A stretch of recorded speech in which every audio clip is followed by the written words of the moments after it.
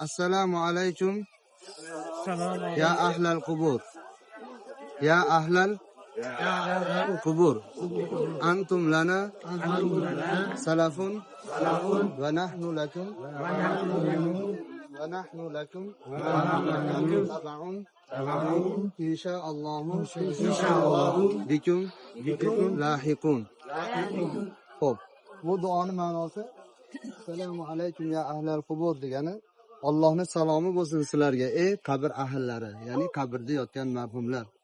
Antum lana salafun, sizlar bizdan oldin o'tdingizlar. Va nahnu lakum tab'un, biz ham sizlarga ergashamiz.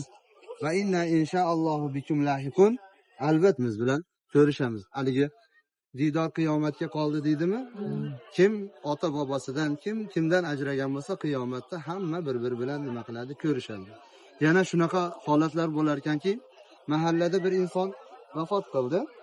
Orqasidan keyin odam ham vafot qildi. U biladiki, falonchi mendan avval vafot qilgan edi.